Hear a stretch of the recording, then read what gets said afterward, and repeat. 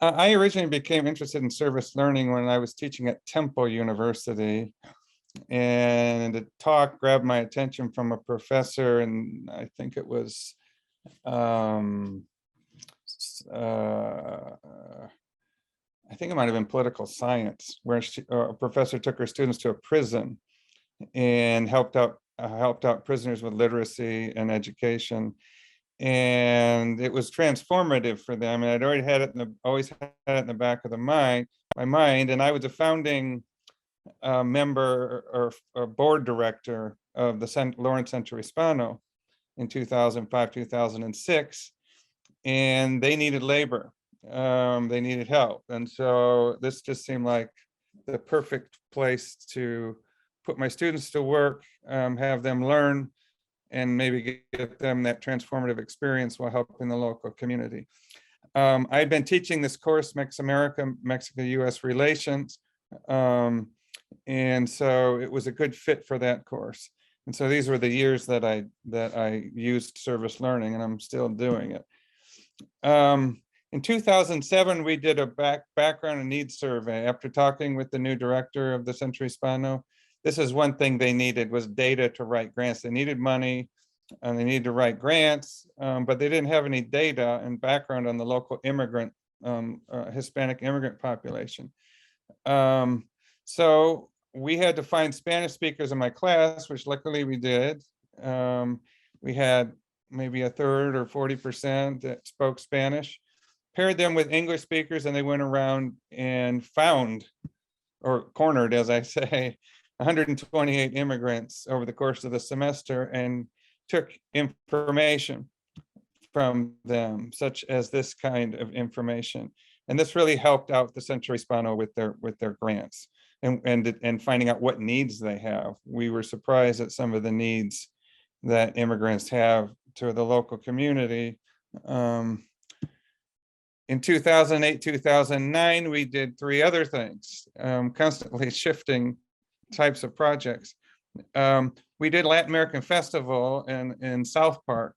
And the goal of this was mutual appreciation. The Centro Hispano noticed that there's not a lot of sympathy or even knowledge about the local Latin or Latinx or Hispanic population.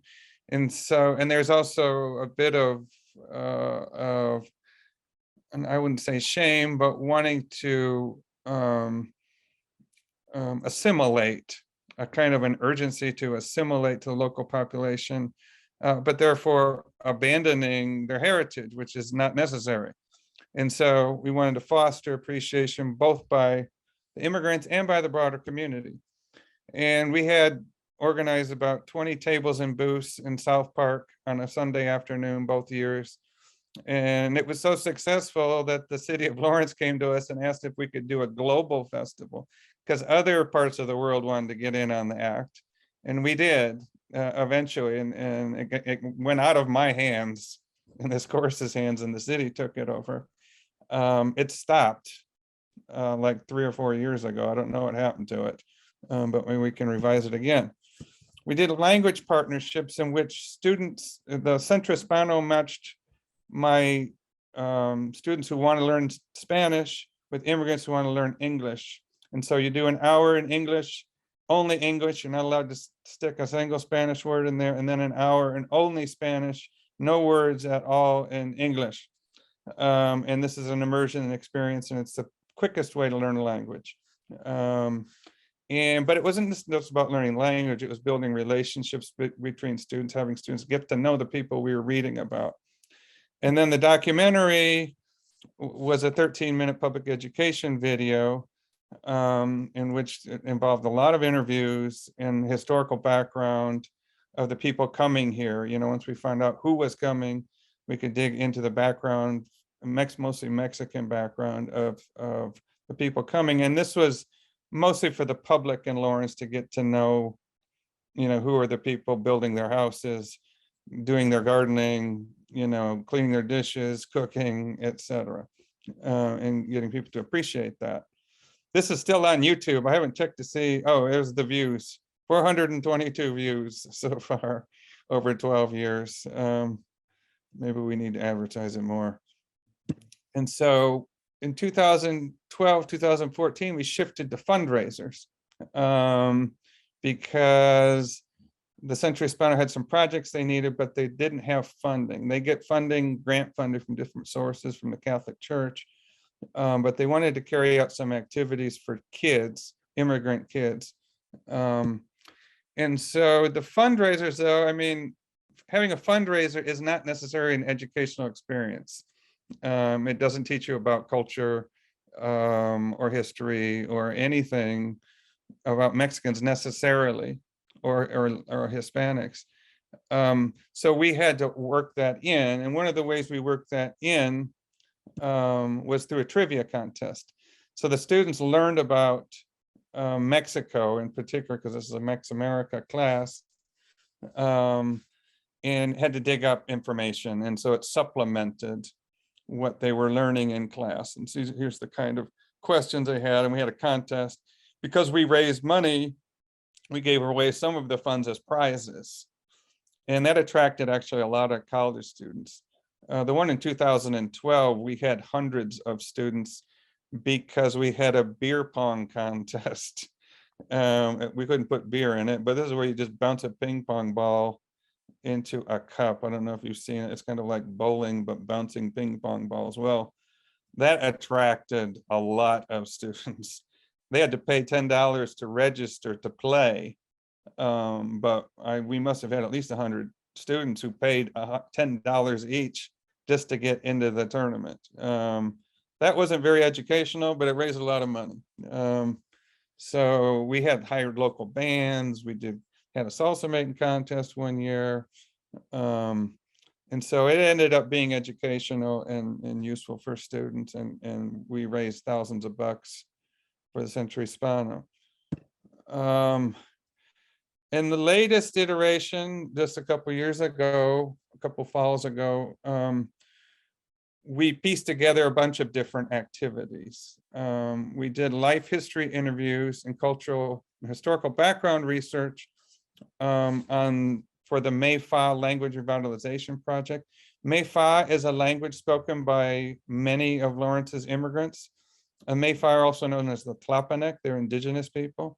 Most of immigrants coming from Mexico nowadays. Mexican migration has tailed off since 2002, leveled out and tailed off. And now, as you see in the news, most immigrants are coming from Central America, Venezuela, Cuba, Haiti. But nevertheless, there are still Mexican immigrants coming. And when they come, they tend to be indigenous from southern Mexico.